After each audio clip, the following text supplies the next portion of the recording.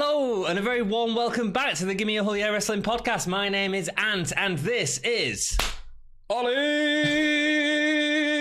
And welcome to Who Booked It Better? This is a new show we're doing where we look at past and future booking from the WWE, and we ask the question, how could it be better? What could we do? What are our ideas for booking this differently? And to make it a little bit more fun, a little bit more interesting, we're both going to pitch our own ideas for it.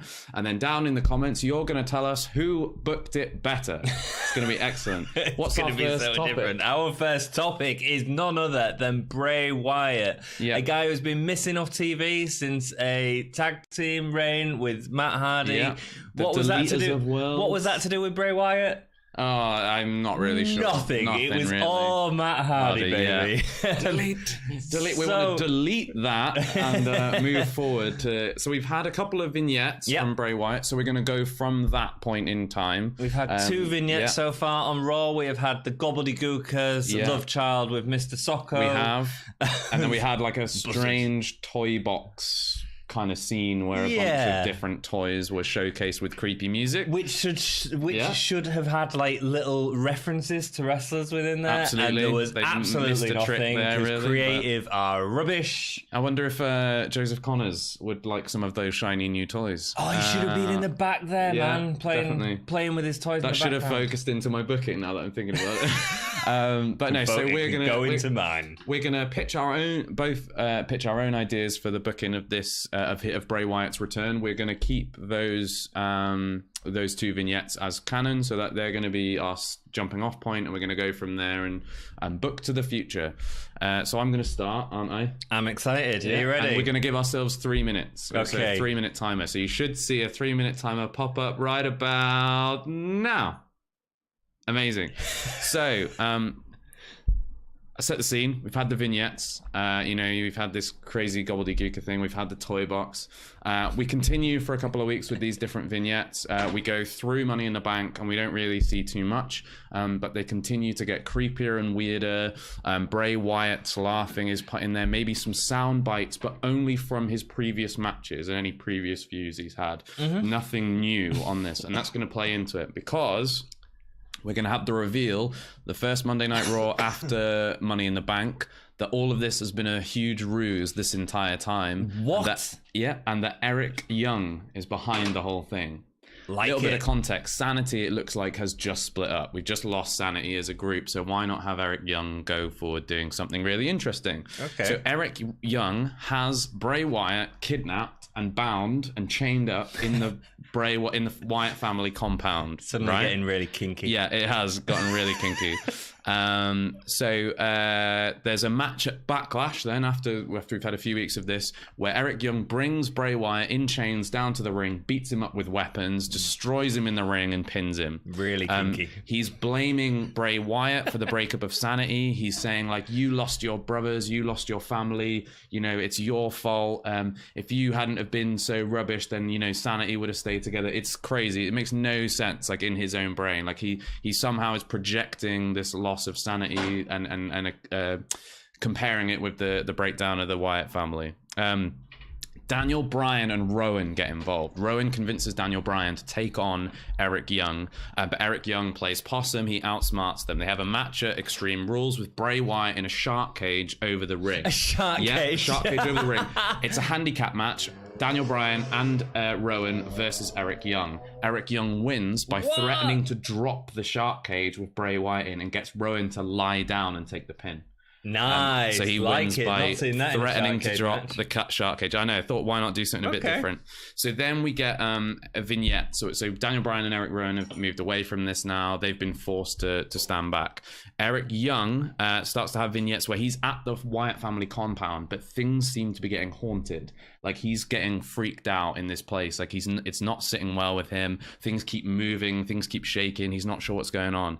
Eventually, it leads to a vignette where he goes to check on Wyatt, who has escaped. He's disappeared. He's no longer in the chains. He's no longer chained to his rocking chair anymore. He's gone. Where has he gone? It leads to a singles match at SummerSlam where who comes out? Sister Abigail. Sister Abigail is inhabiting the body of Nikki Cross. She's 10 possessed. seconds left. Nikki Cross, man. Nikki Cross distracts Eric Young long enough for Bray Bray Wyatt to hit the Sister Abigail for the 1, 2, 3. 3, 2, 1. Time's up. That was good, man. Yeah. That was actually really good. I didn't realize I was taking it so seriously. You've come up with some really good ideas. Mine's all completely rubbish. But it's more likely going to happen because that's what happens in WWE. Oh, yeah.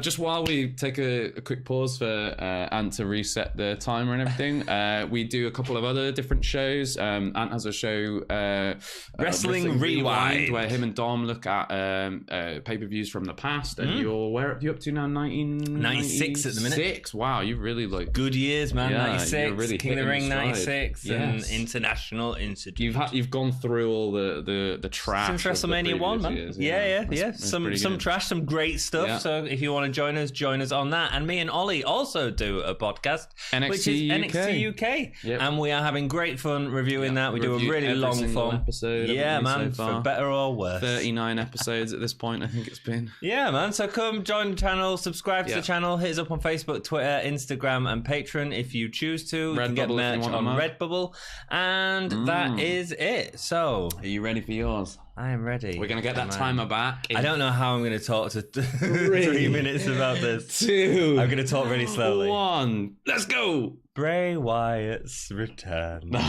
by Anthony Nail. Right, so Bray Wyatt is coming back. We've had the sock puppet. We've had the doll's house. Right, we have a little bit more. We have a couple of more weird little toy vignettes.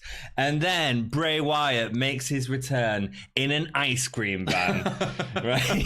It's not just any ice cream van. It's a dilapidated ice cream van. And he goes down and he's high-fiving people.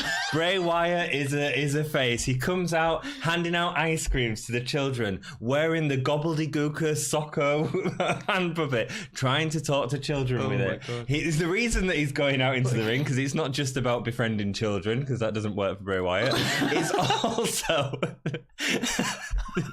It's also about meeting up for his first feud, which is Zack Ryder and Kurt Hawkins.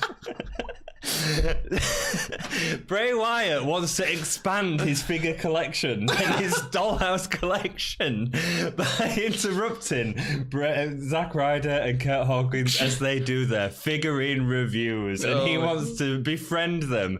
We also have him stalking a female, which Bray Wyatt probably does really creepily. That female is Carmella. 7 seconds dance breaks happens. The lights go out. The lights start flashing. Carmella in the ring doing that. What's that Fortnite thing called? Flossing. Yeah. Suddenly, Bray Wyatt turns up behind her, flossing. Right? I cannot imagine Bray Wyatt flossing. Next, because Bayley's had a heel turn. That's another episode that we subscribe, and it's happening next week. Bayley's heel turns happened, right? Bray Wyatt comes in the ring. Hey man, it's all wrong. You've got to be good. I've seen the light. I've seen the darkness. Now I've seen the light.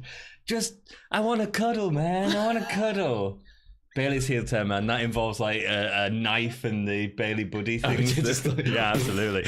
So that is my booking of Bray Wyatt, which is more likely to happen because although yours sounds really good and intelligent and great character development, they never do anything interesting with Bray Wyatt. I've got 30 seconds more to convince you that this is great. I tell you what, can I ask you questions for the last 30 seconds? So Bray Wyatt, does the ice cream van play music on the way to the ring? Does it drive down to the ring like Stone Cold? Yeah, what's Bray Wyatt? Yeah, absolutely. Does it play Bray Wyatt's theme in ice cream music? Amazing. That's so good. And if that hasn't sold you, I don't know what will. I've got 10 seconds left. Who else can he cuddle? He can cuddle Michael Cole. Renee can be really creeped out by it. Yeah. I mean, that's all I've got, man. I need to write more for this next time. I mean, I really like it. It's completely different. I like the idea of Bray Wyatt showing up on Zack Ryder's unboxing videos. And just like Sister Abigail's him into a wall and then steals all his toys. Dude, WWE, they're never making Bray Wyatt main event again. So let's have him do something fun. Yeah. Is what I thought. And I love your idea, the Sharkcade match and the ending to that Sharkcade match. Because when you was on about Bray Wyatt going over Daniel Bryan, I was like, are you kidding me, man? Yeah. I'm not going back to Jinder Mahal territory. That is brilliant, and what a good idea for a match, man. So let us know who you think was what better. What can you prefer? I think they're all going to go for yours just because it's hilarious. Oli, is it? I like it. It's fun. I think it's great. Give out ice creams to the kids. I prefer yours. Has to be said. This time. Thanks. This time. Appreciate that. Thank you so much for joining us. We hope you've enjoyed it. Let us know who's better down below. And if you enjoy this kind of content, let us know. We want to do more stuff like this. More kind of like fantasy booking, sort of like looking to the future, looking at the past, thinking what they could have done better, what they could do better going forward. And it's a really good chance for us to, do something a bit more than just like reviewing a show, right? Have a bit of fun. Yeah. So please let us know down below what else you'd like to see us do as well. Yeah. What other topics you'd like us to do a 3-minute I think 3 minutes is good because you've either like got to blast through it. when Nikki Cross stuff was coming on, I was like, this is going somewhere really good, and you've only got 10 seconds left. And me, I was like, I had fun. I enjoyed that a lot. So until next time, keep it GAHY.